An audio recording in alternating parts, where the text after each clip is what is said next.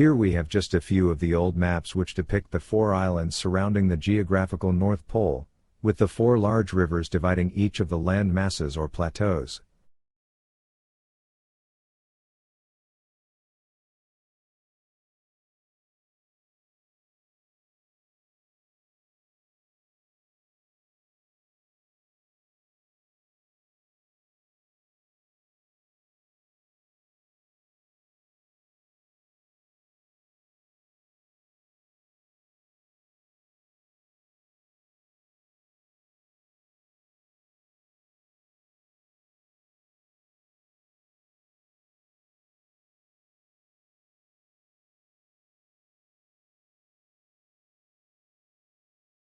This is probably the most recognized one out of them all.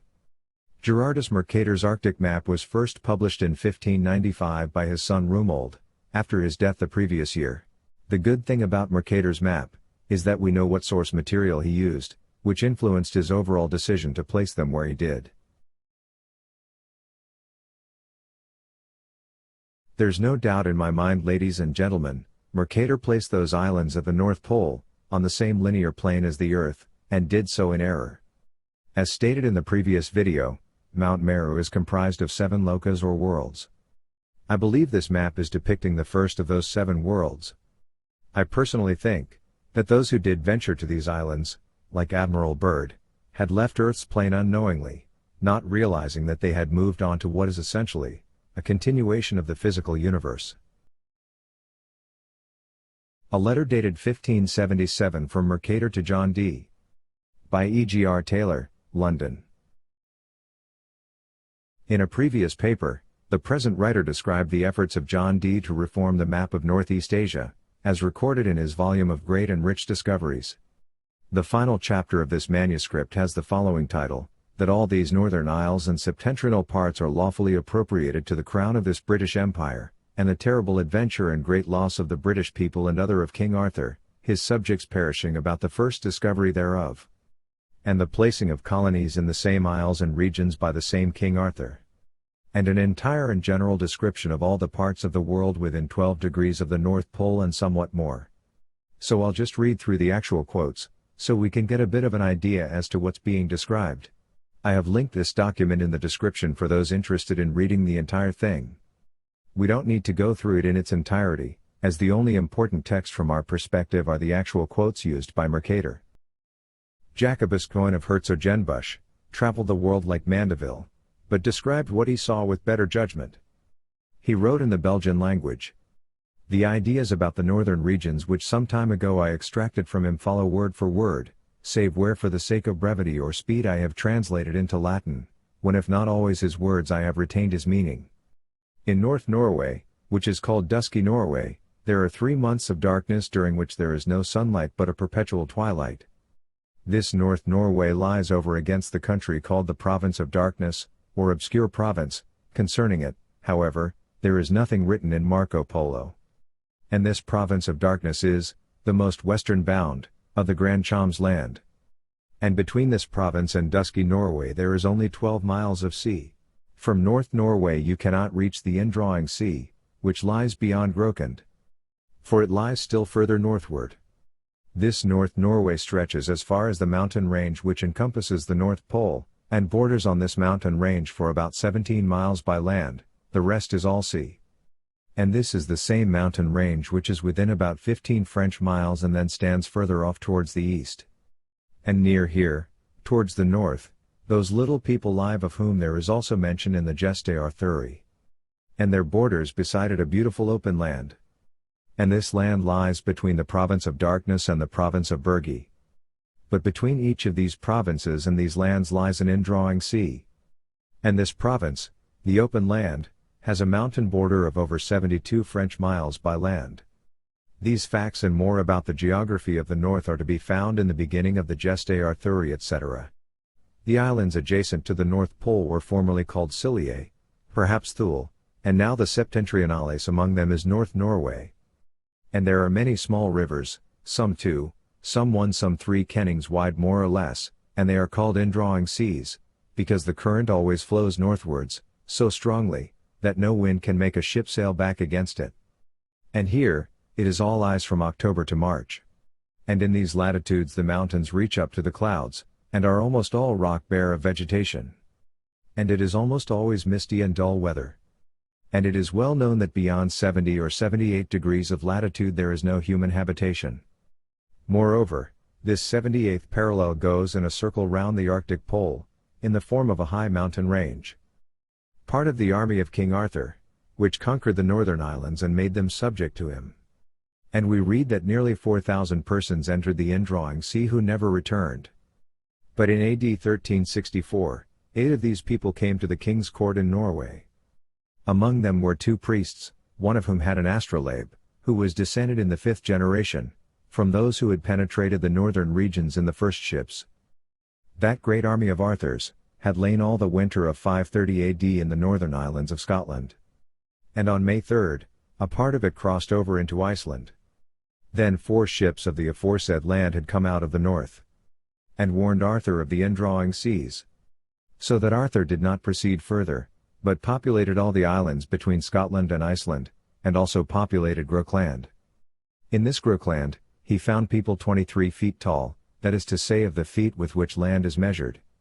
When those 4 ships returned, there were sailors who asserted that they knew where the magnetic lands were. Arthur afterwards put on board a fleet of 12 ships, about 1,800 men and about 400 women.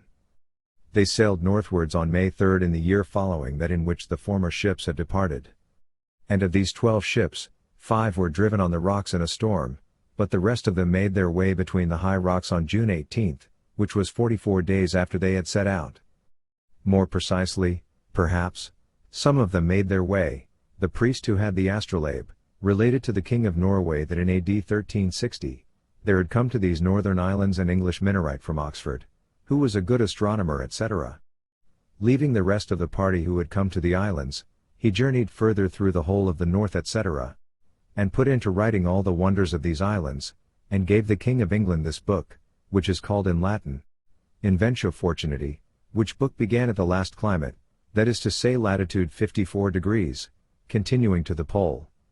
This monk said that the mountain range goes round the north like a wall, save that in 19 places the indrawing channels flow through it, whereof the widest is not above 12 French miles across, the narrowest 3/4 of a mile.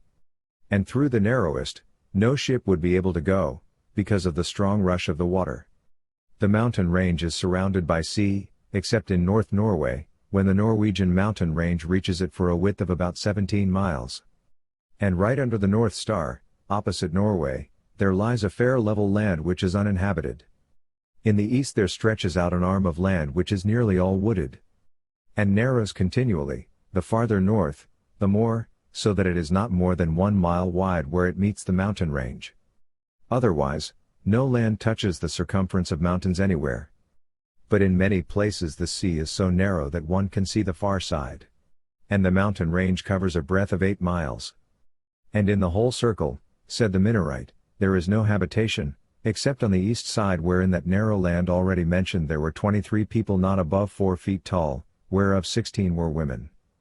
This monk said that in 2 other places further inland he found a great piece of ship's planking and other balks, which had been used in big ships, besides many trunks of trees which at some earlier date had been hewn down. So that he could say with certainty, that there had formerly been habitation there, but the people had now gone. And that the country where they, the pygmies I believe he means, lived was more than 6 degrees broad, that is to say 20 days' journey, and one could cover the distance on foot, and it was 10 degrees long, that is 33 days' journey. Also, there lay there, said he, an indrawing sea of 5 channels gathered together, which came through the mountain range out of the 19th channels mentioned. And this indrawing sea is 12 French miles wide, and measures across about 4 days' journey. And at the west of the aforesaid country, is another indrawing sea, into which 3 more channels go out of the aforesaid 19. And that channel, which they, the ships I believe are meant, had entered also flowed therein.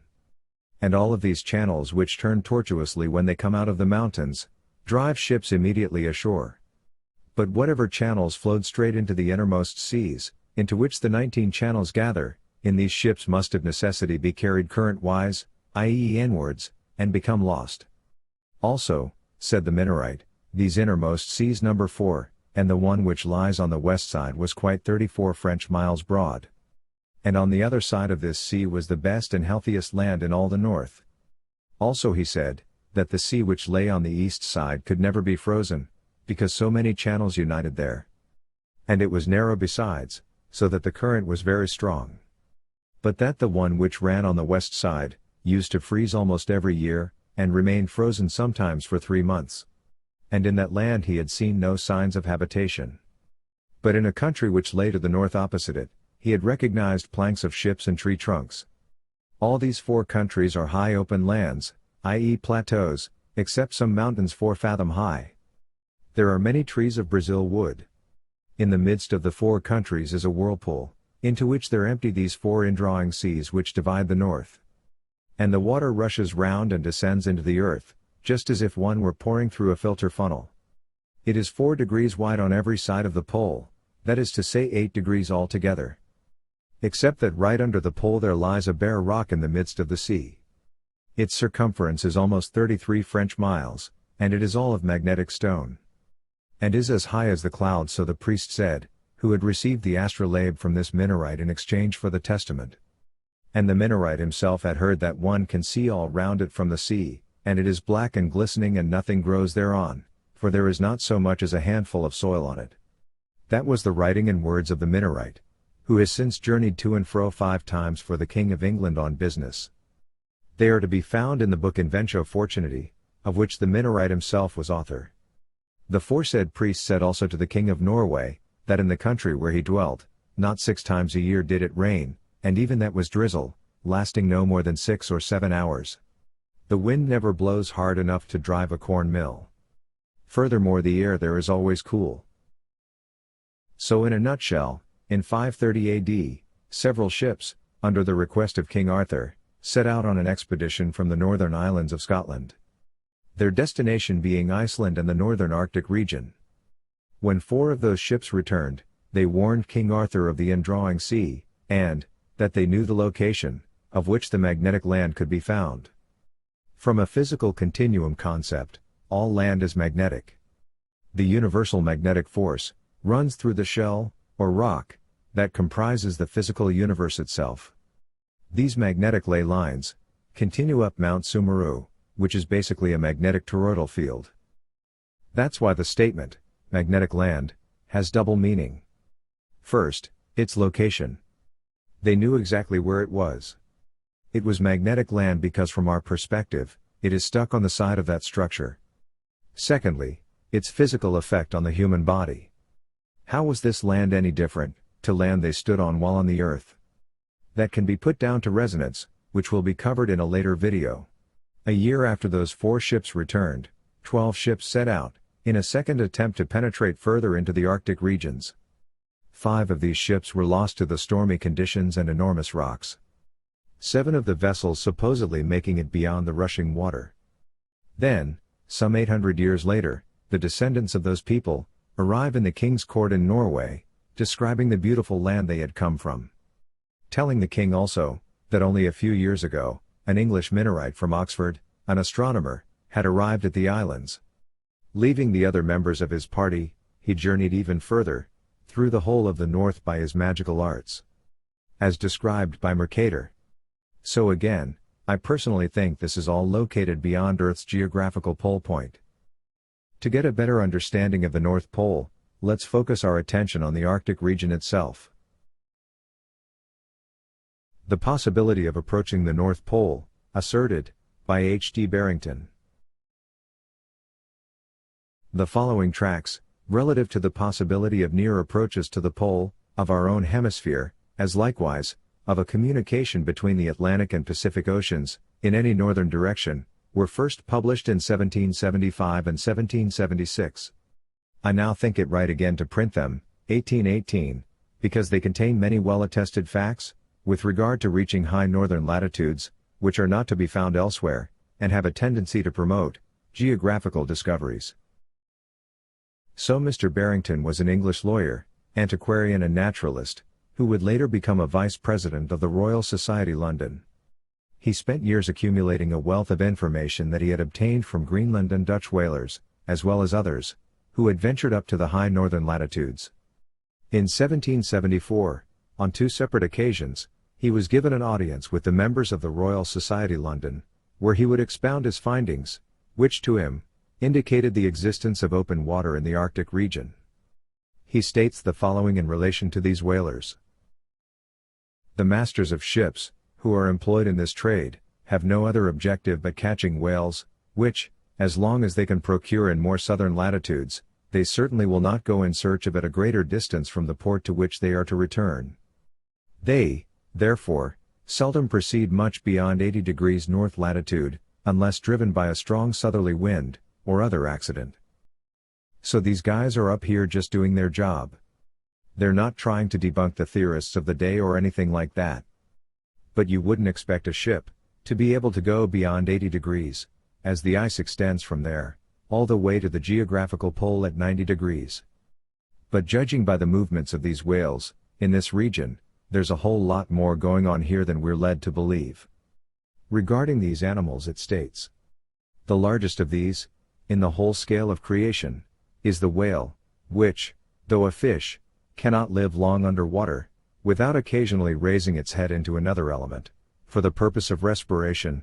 Most other fish also occasionally approach the surface of the water. If the ice therefore extends from north latitude 80.5 degrees to the pole, all the intermediate space is denied to the Spitzbergen whales, as well perhaps as to other fish. And, is that glorious luminary, the sun, to shine in vain for half the year upon 10 degrees of latitude, round each of the poles, without contributing either to animal life or vegetation?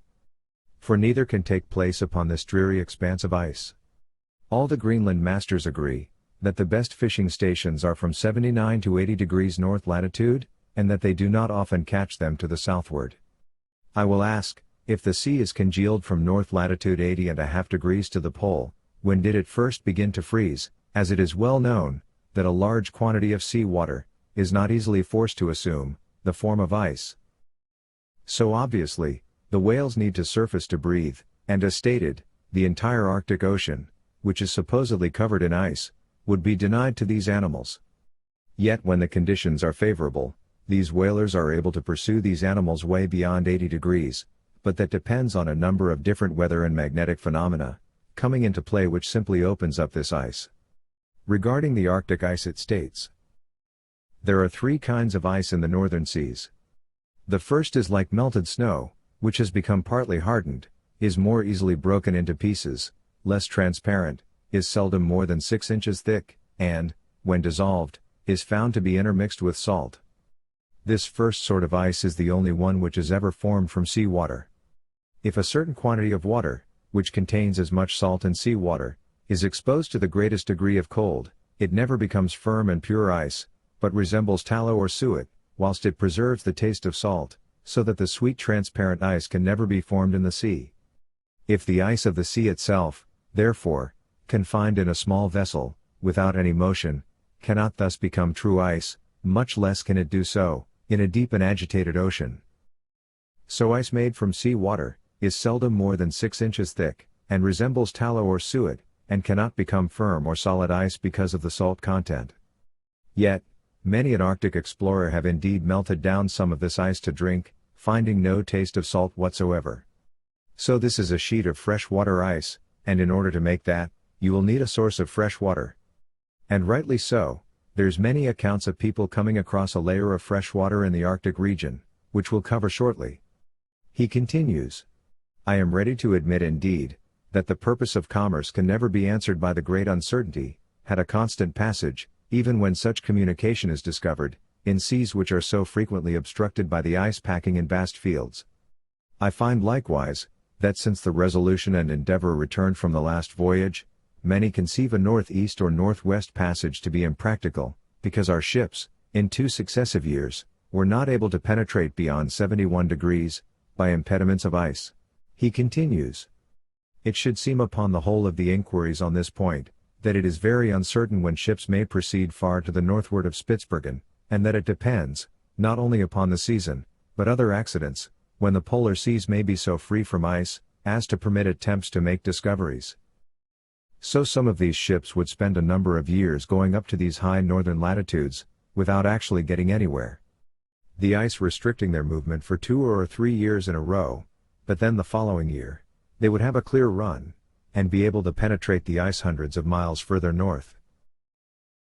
Now, Mr. Barrington details many an incredible account of these ships reaching these high northern latitudes on the Earth. So I'll read out some of these accounts, and also a bit of a description of what some of these men observed. I'll place these coordinates on Mercator's map, so we can compare them to the document later.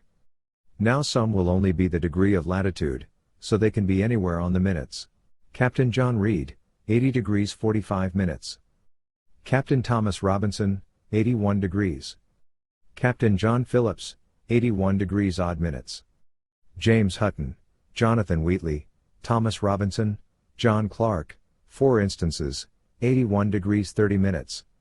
Wheatley's voyage in 1776, he stated, he could see no ice in any direction from the masthead.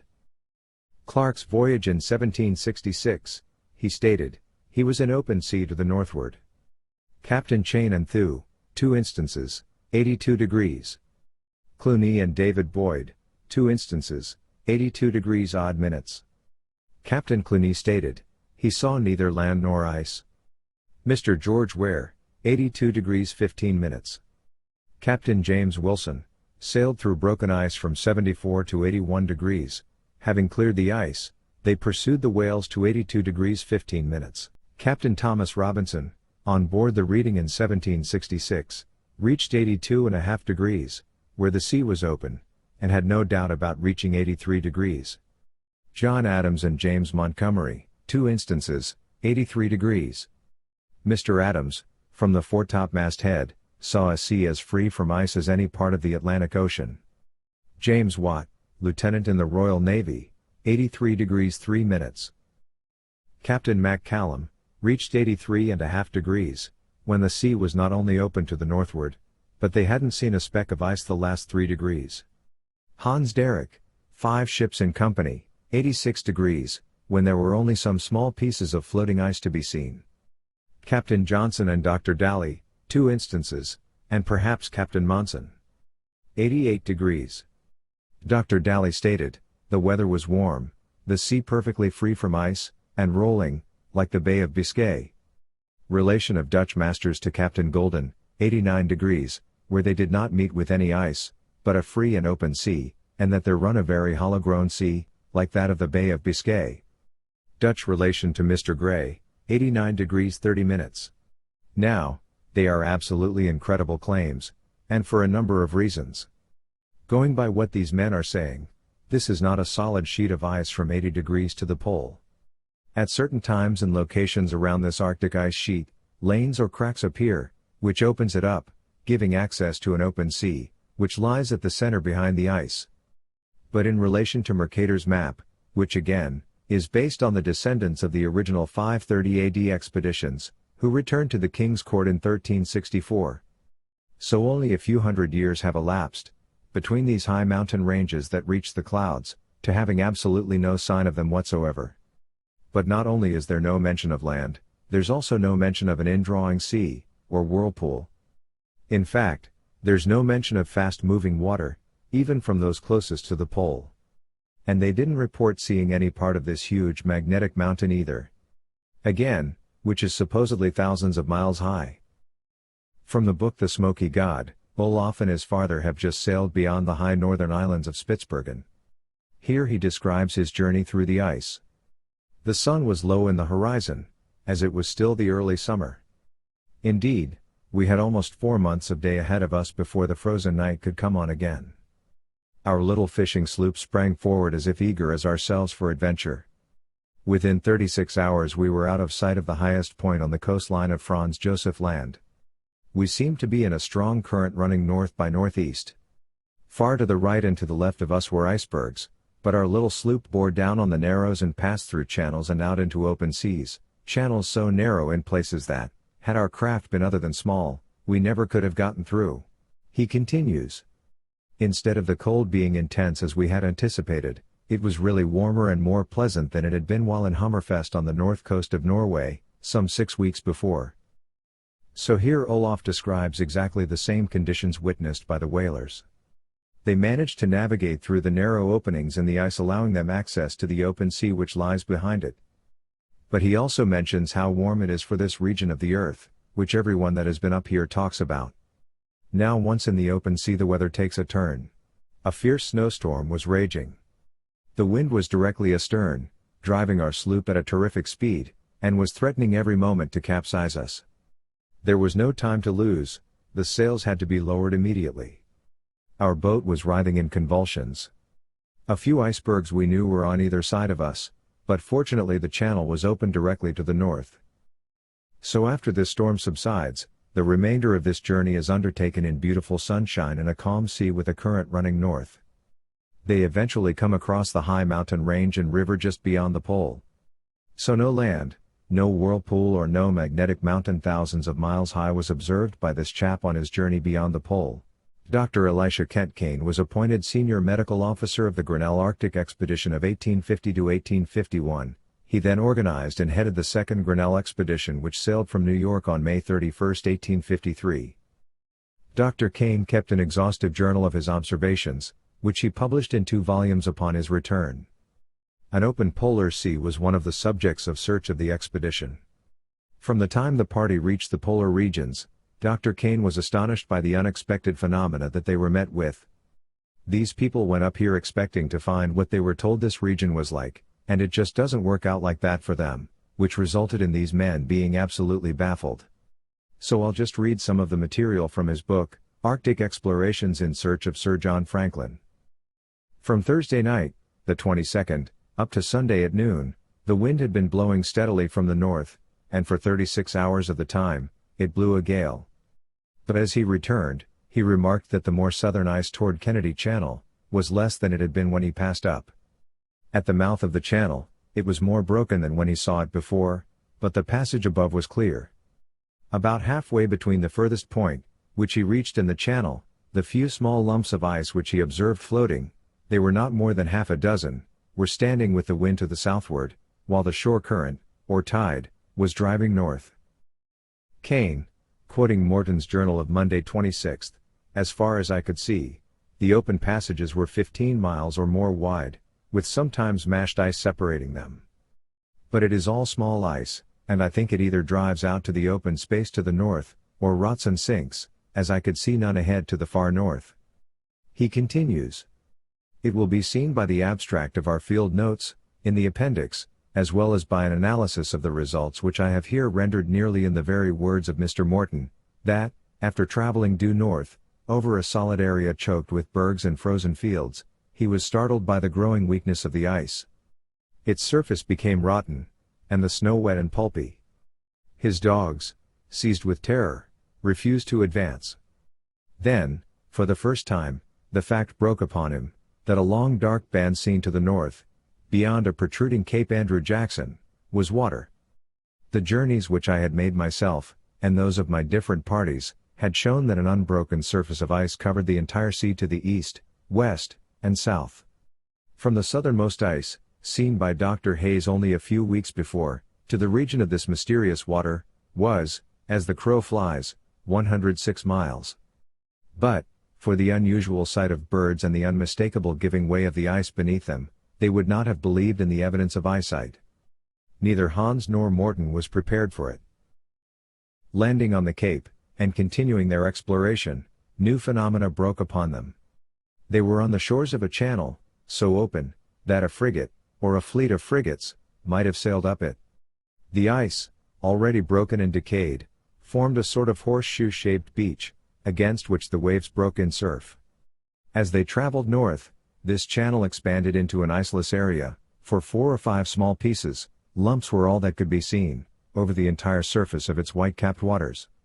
Viewed from the cliffs, and taking 36 miles as the mean radius open to reliable survey, this sea had a justly estimated extent of more than 4,000 square miles. It must have been an imposing sight, as he stood at this termination of his journey, looking out upon the great waste of waters before him. Not a speck of ice, to use his own words, could be seen.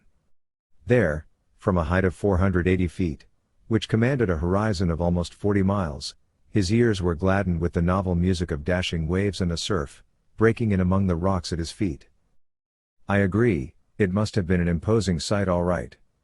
He's over 82 degrees north latitude, looking north over an open Arctic Ocean, while surrounded by ice to the south, east and west. He continues.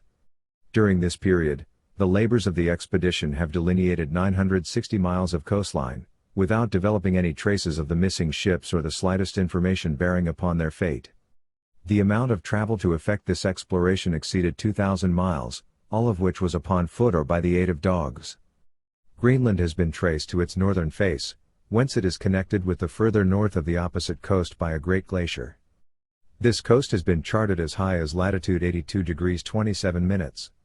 Smith's Sound expands into a capacious bay. It has been surveyed throughout its entire extent. From its northern and eastern corner, in latitude 80 degrees 10 minutes, longitude 66 degrees. A channel has been discovered and followed until further progress was checked by water free from ice. This channel trended nearly due north, and expanded into an apparently open sea, which abounded with birds and bears and marine life.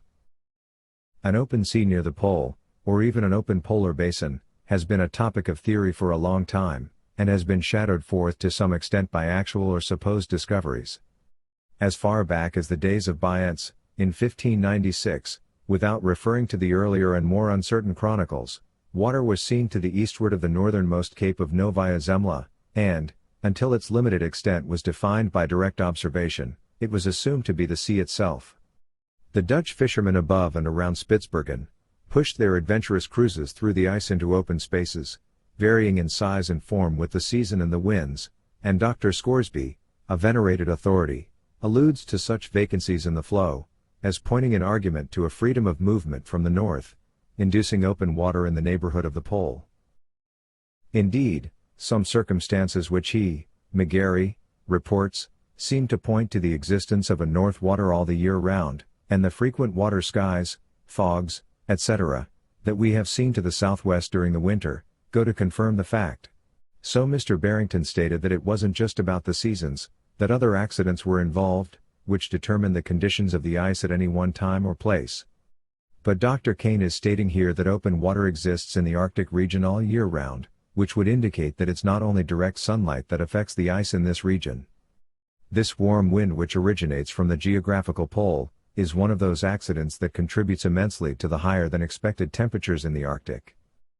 Isaac Israel Hayes had a number of expeditions up to the high northern latitudes, including one of the Grinnell expeditions with Dr. Kane. I'll just read from his book, Open Polar Sea, in relation to this warm wind. Dr. Hayes had reached Cape Alexander, on the Greenland coast at a latitude of a little over 78 degrees. November the 2nd. The gale has made wild work with the ice, breaking it up and driving it out to the southwest until the open water is within 2 miles of the schooner. The twins are right upon the margin of it, and, were they not aground, would float away. One of Sontag's baseline stations has drifted off, and the bear trap has followed after it, carrying away my fine ice anchor. Strange, the loose ice has all drifted out of sight, and not a speck is to be seen upon the unhappy waters which roll and tumble through the darkness around Cape Alexander. The temperature during this gale has been, throughout, very mild. Although the wind was northeast, it has not been below zero at any time. November the 13th, worse and worse. The temperature has risen again, and the roof over the upper deck gives us once more a worse than tropic shower. The snow next the ice grows more slushy, and this, I am more than ever puzzled to understand, since I have found today that the ice, 2 feet below the surface, has a temperature of 20 degrees, at the surface it is 19 degrees, and the snow in contact with it is 18 degrees. The water is 29 degrees. November the 14th. The wind has been blowing for nearly 24 hours from the northeast, and yet the temperature holds on as before. At 10 o'clock this evening, it was 4.5 degrees. I am done with speculation. A warm wind from the mer de glace, and this boundless reservoir of Greenland frost makes mischief with my theories, as facts have heretofore done with the theories of wiser men. As long as the wind came from the sea, I could find excuse for the unseasonable warmth. So like Dr. Kane, this fellow was baffled by the conditions he found himself in. They're about a month into the Arctic winter here, and open water is within a couple of miles of the ship. The wind from the northeast, for over 24 hours, was raising the temperature and melting the ice around these men. They're hundreds of miles from the pole, and are able to feel the effects of this warm wind. During this period, no new ice came down, even though the wind was blowing from the northeast. Which would indicate that the wind is blowing over an open sea. He continues. All these unusual phenomena are, as has been hitherto observed, doubtless due to the proximity of the open sea. How extensive the water may be, is of course, unknown, but its limits cannot be very small, to produce such serious atmospheric disturbance. It seems, indeed, as if we were in the very vortex of the north winds. The poet has told us, that the north winds, are cradled far down in the depths that yawn beneath the polar star, and, it appears very much as if we had got into those yawning depths, and had come not only to the place where the winds are cradled, but where they are born. So there was no doubt in this fellow's mind, that there was an open sea to the north. And due to the serious atmospheric disturbance, this sea had to be quite large. Now he makes reference to the north winds being associated with a vortex, as the poet tells us they are born beneath the polar star. In the book, The Historical Works of Gerardus Cambrensis, who like John Mandeville, traveled the world and documented all he's seen and heard. On page 75, in relation to a whirlpool in the sea, which sucks in ships, it states, "Not far from the islands, towards the north, there is an astonishing whirlpool in the sea, towards which there is a set current of the waves from all quarters, until, pouring themselves into nature's secret recesses, they are swallowed up, as it were, in the abyss. Should a vessel chance to pass in that direction, it is caught and drawn along by the force of the waves, and sucked by the vortex without chance of escape.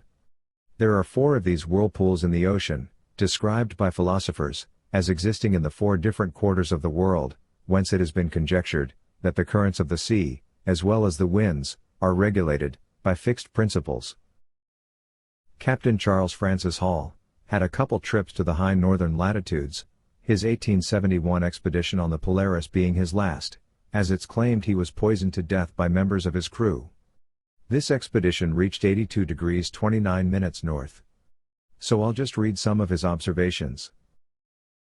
December the 26th, Captain Buddington speaks in his journal respecting the position of the vessel as follows: "In ascending to Providence Iceberg, and taking a look around, we see at first the open water at a distance of from 3 to 4 miles, extending the whole length of this strait from north to south.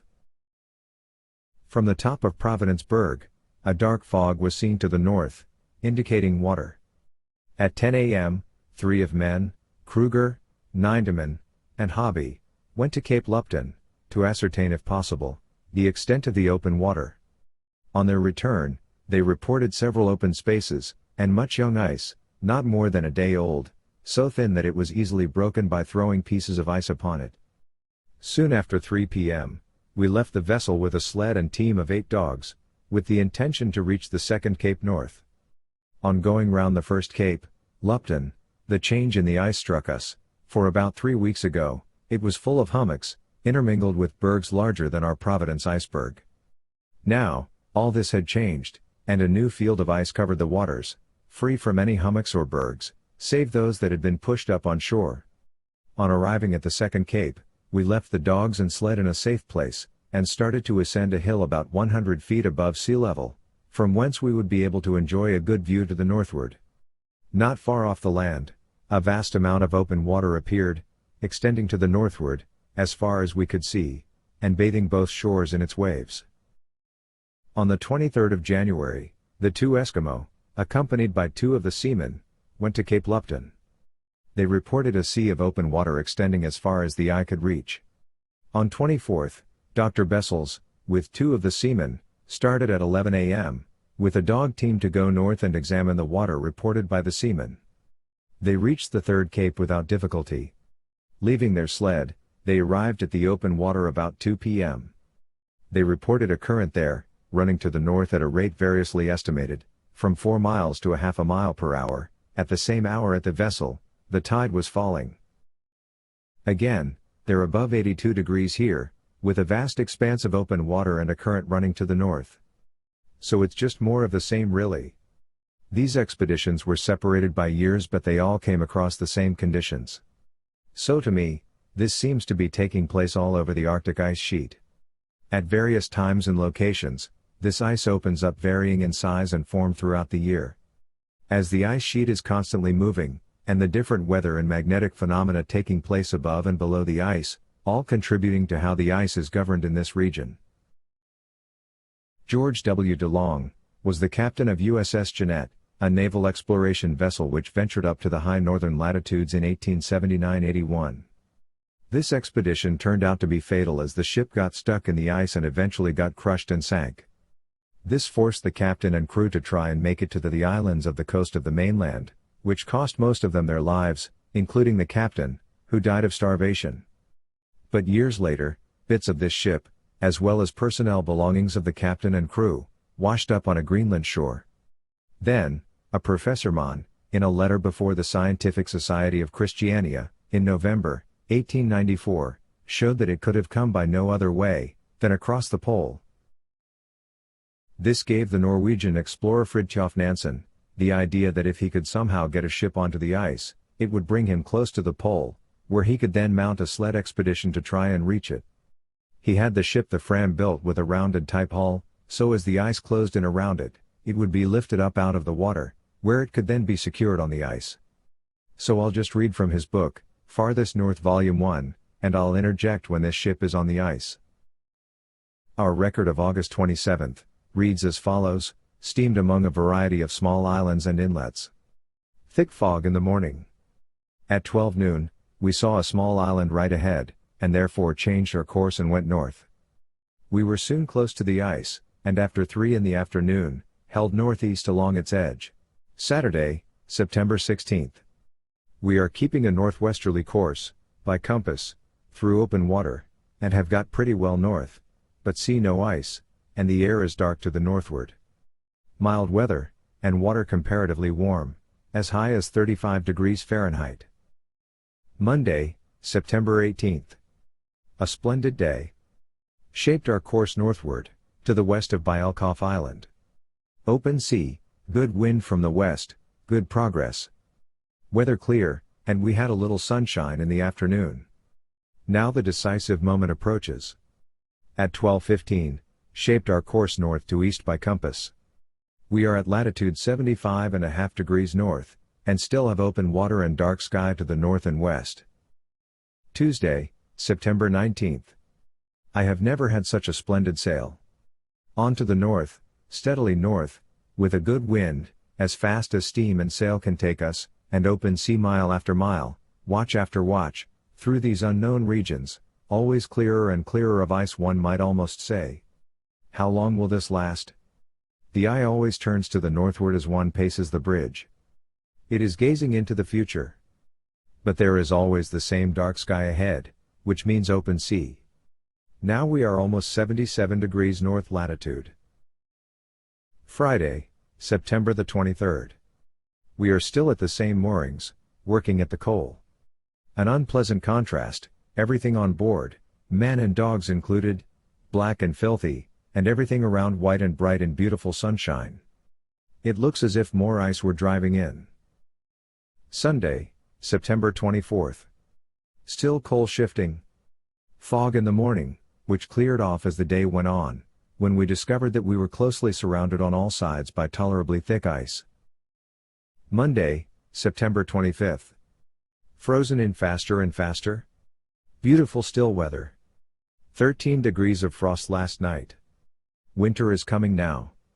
The Fram is locked in and sitting on the ice at 78 degrees 50 minutes, and is now at the mercy of the currents, wind and ice. Sunday, October 8th. The observations today gave us an unpleasant surprise. We are now down in 78 degrees 35 minutes north latitude. But there is a simple enough explanation of this, when one thinks of all the northerly and northwesterly wind we have had lately, with open water not far to the south of us. So this is what the ship continues to do the entire 3 years or so it's on the ice. It moves varying distances north and south, depending on the current and the winds. Thursday, February the 22nd, 1894. The wind slackened today till it was quite calm in the afternoon. Then there came a faint breeze from the southwest and from the west, and this evening, the long-dreaded northwestern has come at last. At 9 p.m. it is blowing pretty hard from north-northwest.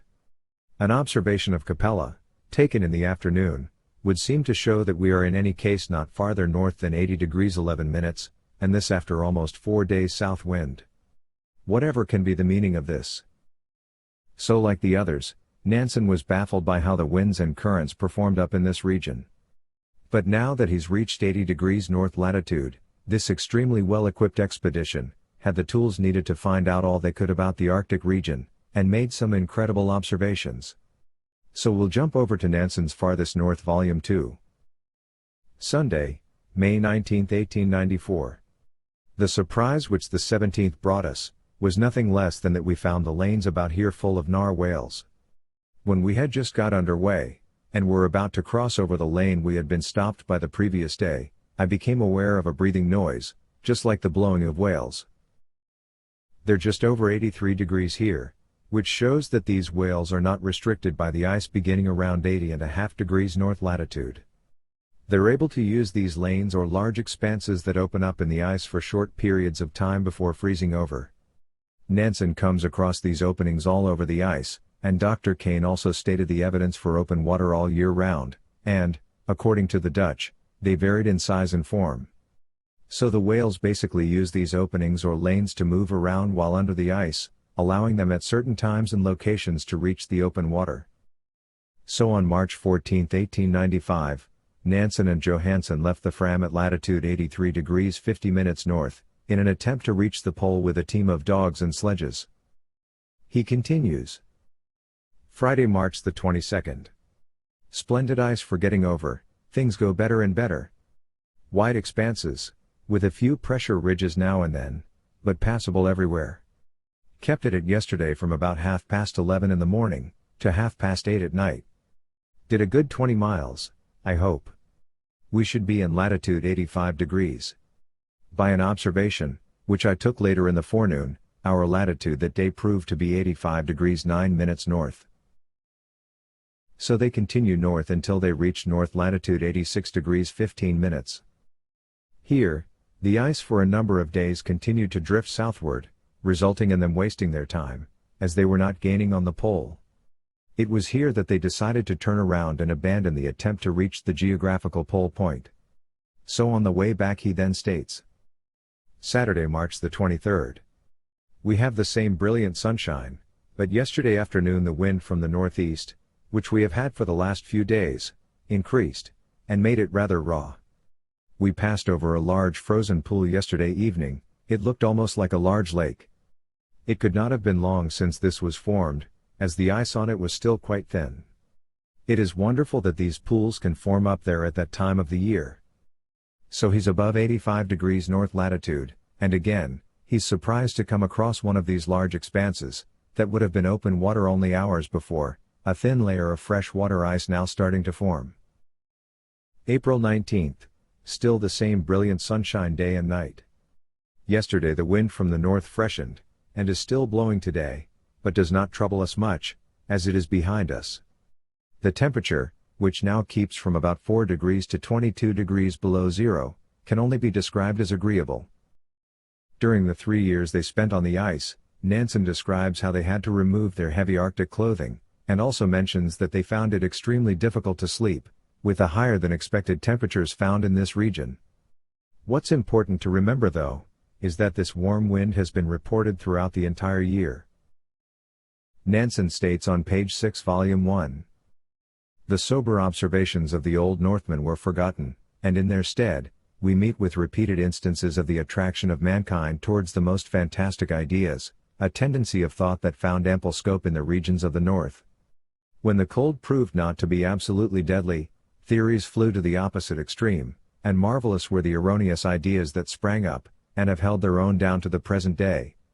Over and over again, it has been the same, the most natural explanation of phenomena, is the very one that men have most shunned, and, if no middle course was to be found, they have rushed to the wildest hypothesis.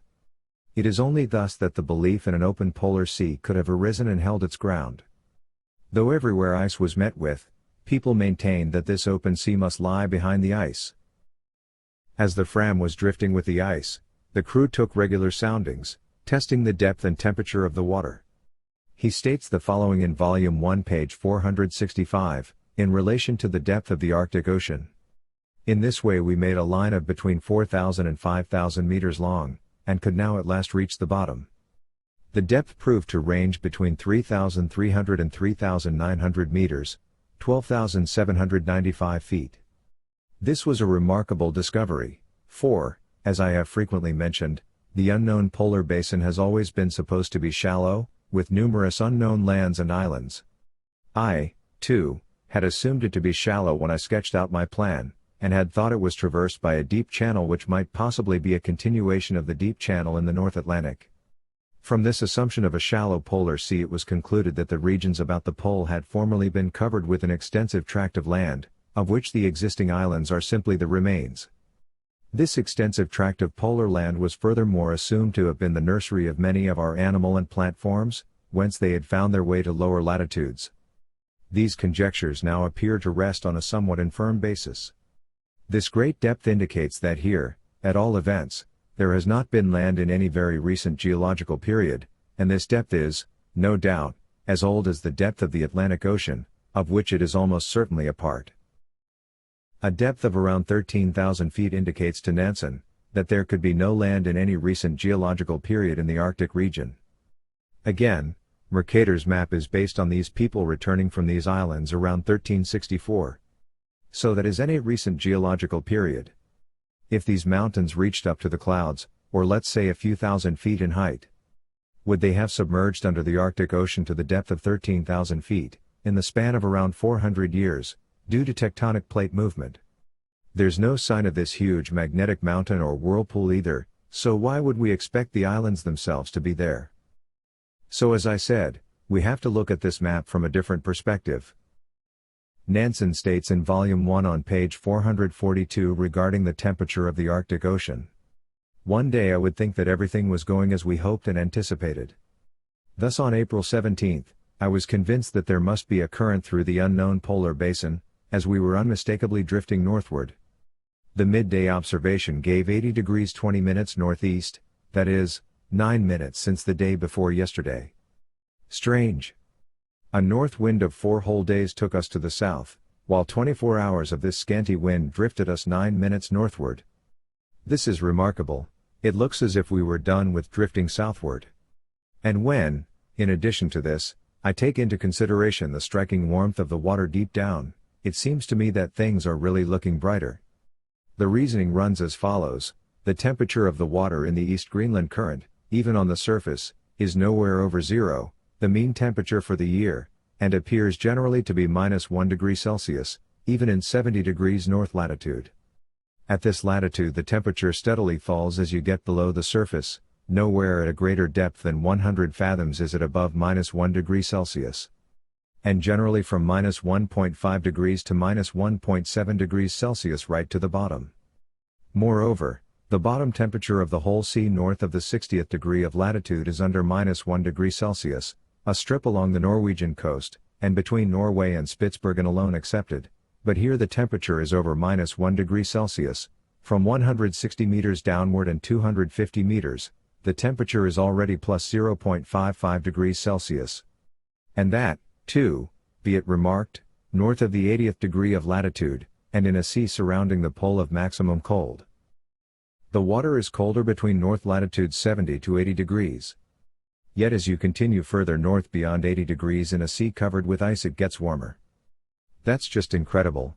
You basically have a warm wind which is blowing from the geographical pole for days on end above the ice, while below it the ocean itself is also warmer. He continues. This warm water can hardly come from the Arctic Sea itself, while the current issuing thence towards the south has a general temperature of about -1.5 degrees Celsius. It can hardly be anything other than the Gulf Stream that finds its way hither, and replaces the water which in its upper layers flows towards the north, forming the sources of the East Greenland polar current. So obviously, from our perspective, the source of that warmer water, just as the warm wind, is that golden mountain at the pole point. This water, however, although slightly warmer than the surrounding Arctic, would be fresh water, which has been issued from the four huge rivers dividing Mount Sumeru. It is a peculiar phenomenon, this dead water. We had at present a better opportunity of studying it than we desired. It occurs where a surface layer of fresh water rests upon the salt water of the sea, and this fresh water is carried along with the ship, gliding on the heavier sea beneath, as if on a fixed foundation. The difference between the two strata was in this case so great that, while we had drinking water on the surface, the water we got from the bottom cock of the engine room was far too salty to be used for the boiler. Nansen is above 80 degrees when he makes this observation. In the book The Smoky God, which I'll be doing a video on from this perspective, Olaf Jensen, who supposedly sailed to a beautiful paradisiacal-type place beyond the North Pole with his father in 1829. Here he describes fresh water while being much closer to the pole. I tried to forget my thirst by busying myself with bringing up some food and an empty vessel from the hold. Reaching over the side rail, I filled the vessel with water for the purpose of laving my hands and face.